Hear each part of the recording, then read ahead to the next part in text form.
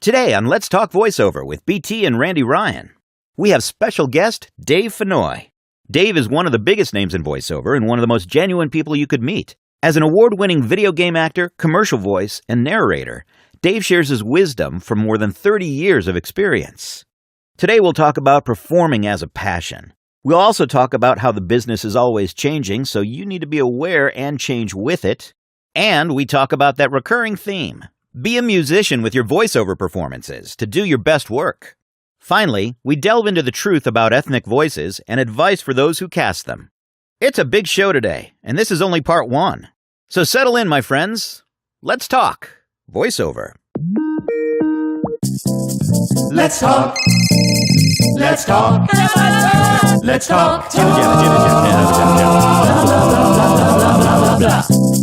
Let's talk. Dave Fennoy is one of the industry's most versatile voice actors in commercials, narrations, promos, animation, and games, all the stuff we really want to be doing. He's worked in Los Angeles for over 3 decades. You may recognize Dave from commercial voice work on Lexus and McDonald's, but also the Hulu guy. Well, let's see. I was a Hulu guy for its first 7 years. And interesting story, if you want to get to that, about how that gig came about. But it was a great gig. I hated to see it go. But one of the truths about this business is whatever gig comes your way, long term, short term, sooner or later it's going to go away. And I had a great run, 7, almost 8 years with Hulu. Got dubbed the Hulu guy. 40 to 50 million people every day were hearing me say, "The following program is brought to you with limited commercial interruption by," and you would insert advertiser here. Well, you know, that anything, I always figure that anything up to a year is a lifetime.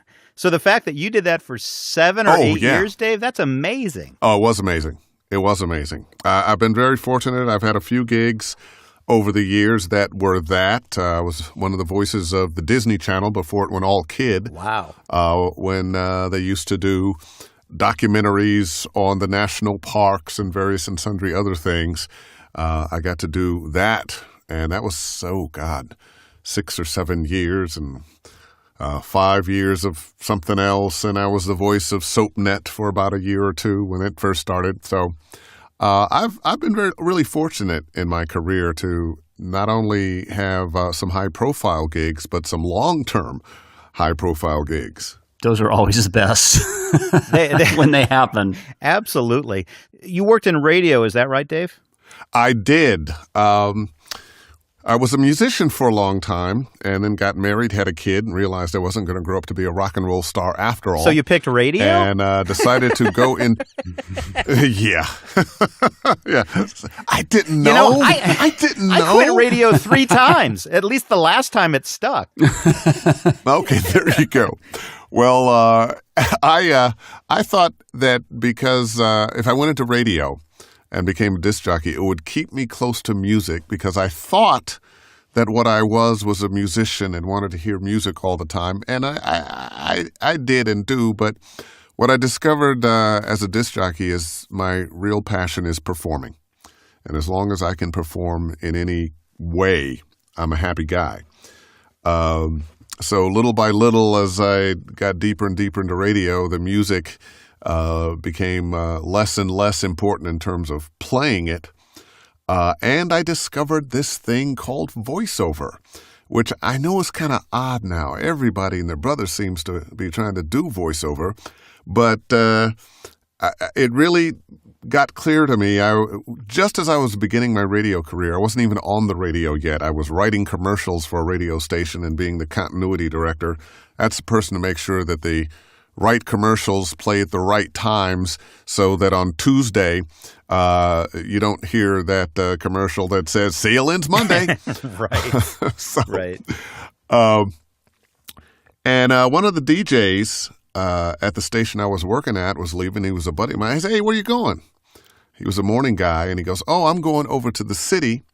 I'm going to do some voiceover work. I make more money doing that than I do on the radio." And all of that stuck. More money than on the radio? What's voiceover? and he gave me a 5 or 10 minute voiceover lesson on what it was and what you needed to do. These are the voices you hear on commercials and TV promos and cartoons, and you need a demo tape and an agent, and you can get going. And it was 2 years before I did anything about it, but the light had gone on and it never went out. Wow. And for you, I'm just kind of curious because you kind of have the iconic voice for both DJing as well as for VO. Although obviously we've worked together enough that I know what you do that is not like the typical DJ voice thing at all. But when you first, I'm going to presume that you first probably started getting into doing commercial VO, right? The first thing when I moved to Los Angeles. The first thing I ended up doing were promos. And oddly enough, promos followed quickly by cartoons. Interesting. While I was still in San Francisco, though, before I left, it was a little bit of both. I was the voice of Marine World Africa USA, their concert series every summer. Once I got an agent and joined the union, my very first gig was as for the California Lottery. So it's always been a mix with me. It's always been a mix of commercials, TV promos, and animated stuff. Do you remember the first non-commercial thing that you did? Yeah, I do. TV 20 in San Francisco, independent station. I started doing some work for them, doing promos, and it was the bargain basement promo house where you went over to the station. And all the promos you could fit into an hour for $25 an hour. Wow. Wow. Crazy. Sign me up. Also at that, yeah, sign me up. Also at the time, the 976 numbers. This is the late 80s. Oh, yeah. I worked for a company out of New York that did those. Right. Yeah. So I had a couple things going with a company. I don't know if they're in business anymore, Megaphone, out of San Francisco. And the first gig I got with them was, once again, with the California Lottery. Somebody needed to announce the numbers that won on Wednesdays and Saturdays. So on Wednesdays and Saturdays, and this is way back in the olden days before the internet, Sonny, I would drive over to San Francisco from my home in Berkeley and listen to the recording and do my, the numbers for tonight are blah, blah, blah, blah, whatever they were. And it's on a recording and people would, pay their 50 cents or whatever to call for that. Yeah, isn't that the best? Not only do you buy the lottery tickets, but then you also have to pay to find out the results. That was a hell of a scam. Yeah, exactly. Well, you know what would happen is they'd be announced on television at a particular time, or you could wait till the next day. But if you weren't near a television and that had the lottery on or the lottery results on, you could call this number and get them at any time. So they were making a nice little piece of change doing that. Shortly after that, I started doing the Prince and Michael Jackson hotlines, where, kids could call up to find out the latest news about Prince and the latest news about Michael Jackson, and I'd go in about once a week and record those. Nice. Hey, thanks for calling the Michael Jackson hotline. Wow, this week, Michael and his monkey were up to no good. They were blah, blah, blah, blah. And then the Prince was kind of like, thanks for calling the Prince hotline. Prince, Prince is blah, blah, blah, and Prince is, he's with Vanity now, but there's some rumors. I think they call that targeting like for your audience, right? Absolutely. And then there was one other thing that I did. They had a romance line for women. And women would call up and they'd hear me tell a story that they were, I met them, we were attracted, they were in danger, I saved them, and then we made love. So how did your wife take that one? As long as the check's cashed? It was my first wife, and I don't think she cared because I don't think she cared. Wow. And there's that. I was just going to say, you've done a whole bunch of different things. You've done award-winning work on video games like The Walking Dead and The Wolf Among Us, and promo work, commercial work, narration work, animation work. How did you get in so many different areas? And then how do you, because a lot of people tend to specialize, how do you stay relevant across a wide variety of areas like that, Dave? Well, I wish I knew. Then I could be relevant 100% of the time across all of them. My career's been kind of interesting because I have gotten to do all those things, and pretty much I do them all consistently. Someone asked me the other, well, where do you make most of your money? Is it in video games? And I'm not the guy that sits down and figures that stuff out. I'm an artist, not a pencil pusher. But I tend to have some of all of it going, and I think my philosophy on voiceover is a little expanded. I look at the different things we do in voiceover as genres, and I kind of listen and figure out what you're supposed to do with a particular genre, and then give them that in my voice. So when I was a disc jockey, you got a lot of this. 107.7 KSOL. Hey, it's 5 after 5, and we're coming alive with all the hits, that kind of thing. I never said it was 5 after 5. That was just popped into my head there. The boss jocks from you. But, you got more of the disc jockey voice. When I'm doing a narration, I'm a little more quiet. I'm telling the story. I'm underneath. I'm massaging the pictures. Commercials could be anything. It depends, Sometimes it's a big, come in today and get the, whatever it is, 10% off, and call this number, and here's the directions to the place, and anything in between. And cartoons, I'd grown up watching cartoons, so I kind of had imitated a bunch of voices and created some of my own, and got booked on a lot of adventure cartoons, Spider-Man, and the first one, New Kids on the Block. I played Dick Scott, their manager, and as a disc jockey, had always hated New Kids on the Block, but perfect. Ended up putting a lot of money in my pocket. Were their characters actually the actual people from the band? No. A bunch of voiceover actors from L.A. Then I did a cartoon, Pro Stars, where I played Bo Jackson. So I said, Bo knows, insert what he knows here, a lot. And it was supposedly the superstar adventures of Bo Jackson, Wayne Gretzky, and Michael Jordan. Wow. And it was kind of, because pro athletes, when they're not doing their sport, do superhero they're out saving stuff. the world, of course. Yeah. Absolutely they are. Everybody knows that. Absolutely out there saving the world. One golf course at a time. Oh, ouch. There you go. So do you have a favorite genre that you like to do, Dave? I really don't. I love doing the work no matter what it is. I love performing. I love when I'm the person that can give that director, that producer, that project what it needs for whatever that thing is. Sometimes you're the whole thing in a commercial, TV promo, or something like that. Sometimes you're just a cog in the machinery, and sometimes you're a bigger or lesser cog. Walking Dead game, that's a pretty big cog. So I just enjoy the work. I get as excited today when I get booked on something as I ever was from the beginning. I can relate to that completely. People ask me, you've been doing this a long time. And I said, yeah. And the magical part is that every time I walk out of a studio after a job is done, I still feel like the kid that got away with stealing the cookie from the jar while mom was watching and she didn't say anything. It's that kind of energy and excitement, Yeah.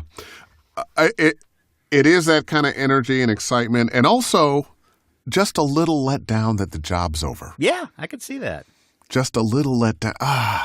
And, I work pretty fast. I mean, you and I have worked together. I either get it or I don't. Not a lot of don'ts in there. I'm just saying, not a lot of don'ts. Well, thank you. I understand it pretty quickly what is needed. I do it. If there's some adjustments, I understand when directors are telling me, oh, we want this, we want that.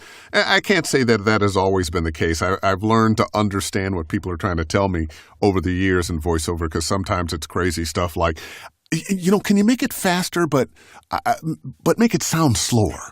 I want you to sound like a bigger guy, but make it really compact. When you hear, I had somebody tell me one time, can you shorten the S on the end of that word? What? And my favorite, of course, and we've all done it. Hey, just have fun with it.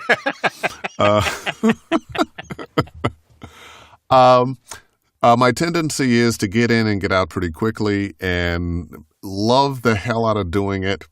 Love it even more when I realize that I'm saving them or helping them, or they're loving what I'm doing.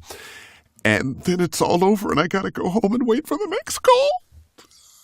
That's the hard part. Yeah. And that's the part that most people don't realize. When you're a voice actor, I'd say probably 85 to 90, maybe even 95% of your time is spent marketing and promoting yourself and working on your craft and all those other things. Your time in the booth is it's like the cherry on top. Absolutely. I tell my students all the time, look, your real job is auditioning. Yeah.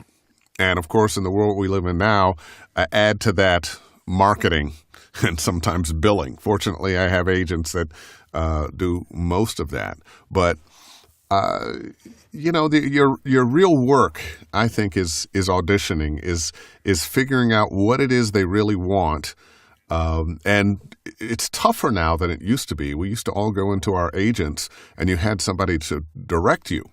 Well, nowadays, that just doesn't happen. We have home studios. You get the copy, you get the specs, and you try to deliver based on the specs.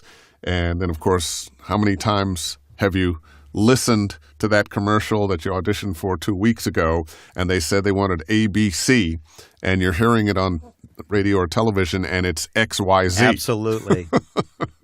Sometimes they don't really know what they want. I got a question for you, Dave.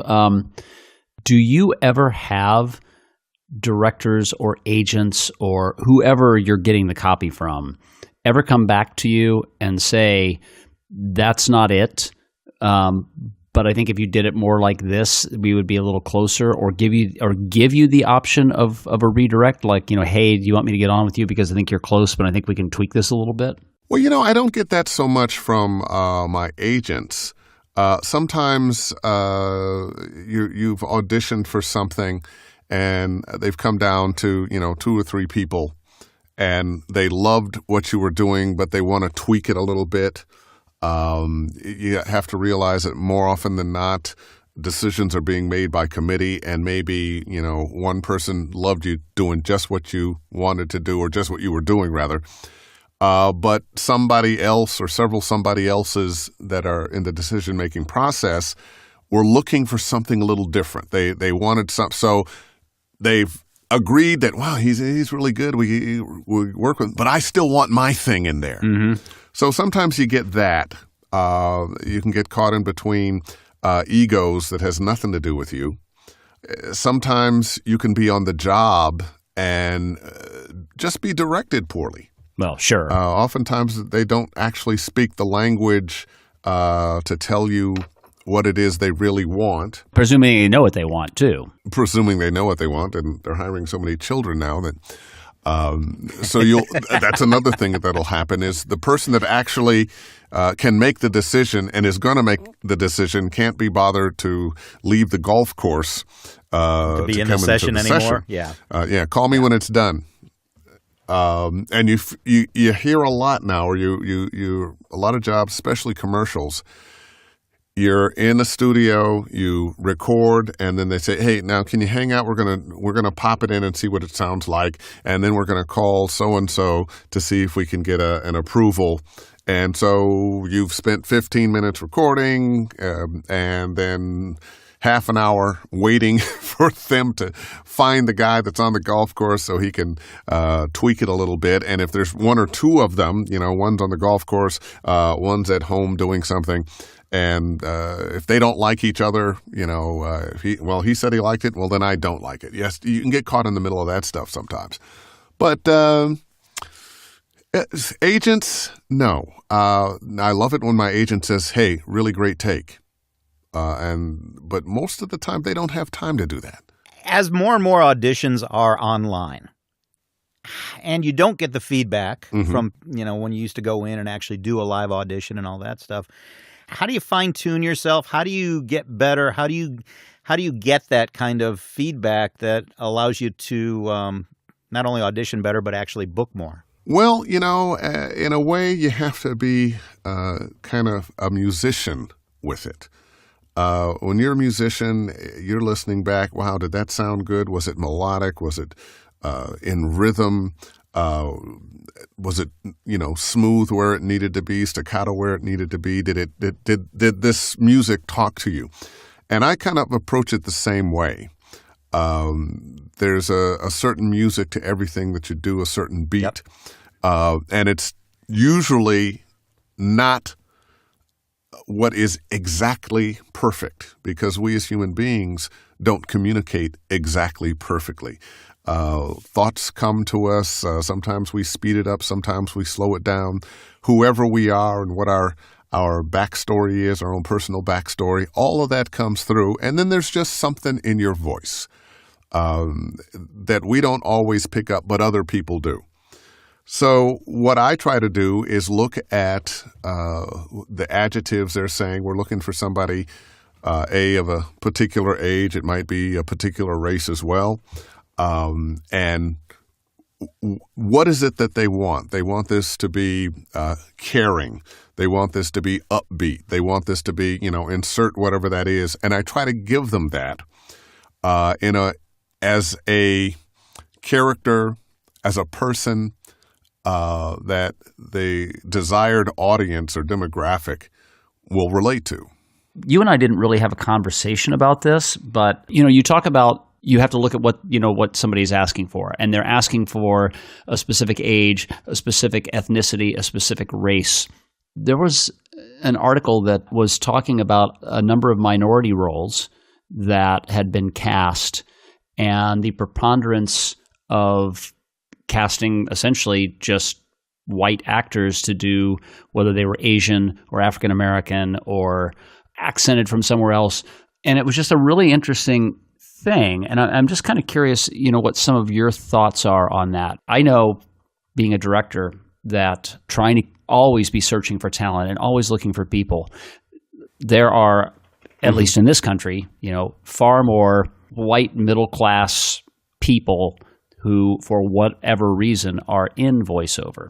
But there are certainly there are lots of African Americans. It's not like, you can't find any. It's not like you can't find a... There are lots of everybody. Lots of everybody, exactly. Knocking on these doors. Now, the smaller the group, the smaller the number of people. But I think of my Asian buddies, right, and ladies who are doing this, and my Latino buddy. Well, Absolutely. I'm in California, so we have plenty of Latino actors. I think sometimes it's sometimes kind of accidental racism or unintended racism happens when casting people perhaps don't make the effort to find authentic Black voices or Latino voices or Asian voices or island voices or whatever. I'm a little bit of two minds. On one hand, Lord knows I have played many things other than a Black American. But I'm a little concerned about the majority population playing the minority population from a business aspect, from an opportunity aspect. There are lots and lots and lots of very talented and trained actors of every ilk.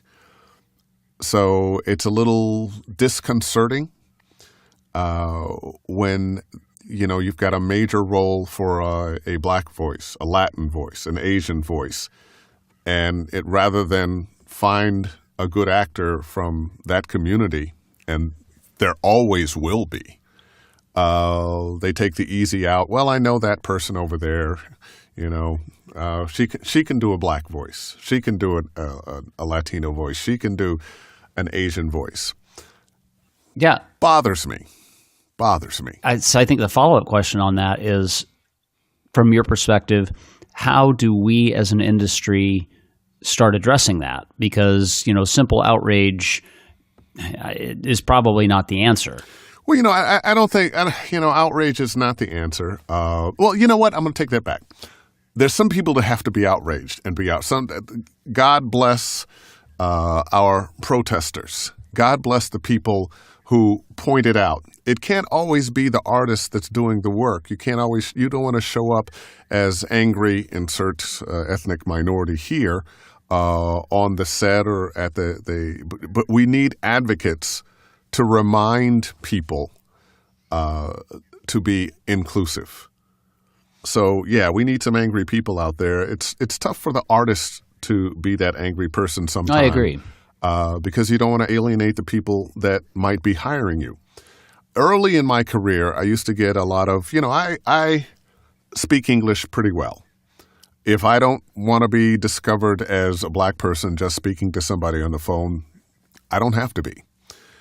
And in some jobs, I would get, hey, can you make it, black? And I would always say, or you'd get the euphemism, urban. Right. They say, well, white people don't live in the city. Right. Come on. But when they would say, can you make it blacker? I started saying and now with the ranker say, I'm not sure I understand what you mean. Isn't that asking for a stereotype? Well, it definitely is asking for a stereotype. And I'm not opposed to some stereotypes. We use them all the time in acting. But what stereotype are you asking for? Black people are not monolithic. We come from different places. We are of different ages. We are of different levels of education and money. And so, are you looking for a hip hop voice? Are you looking for somebody from down in the South, live in the Delta? Yeah. Are you looking for a New York brother? What is it you're looking for? Tell me that. Again, the presumption is they know. Well, they don't necessarily. The presumption is, racism is a funny thing. I lead with the idea that we are all racist, not because we want to be, but because these messages, this poison, this virus has been poured into our food, whispered in our ears, and in the air that we breathe. I think every one of us has had some kind of racist thought, the Chinese lady going too slow in the fast lane. And your thought is one thing. Now you can accept that thought, or you can say, you know what? This is not who I want to be.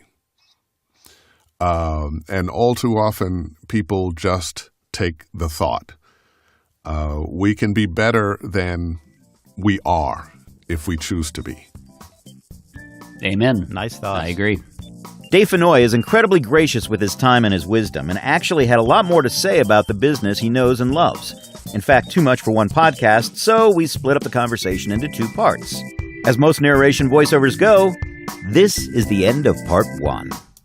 What it really means is that we have you on the hook for part 2, so pay attention for the next episode, Dave Fennoy part 2.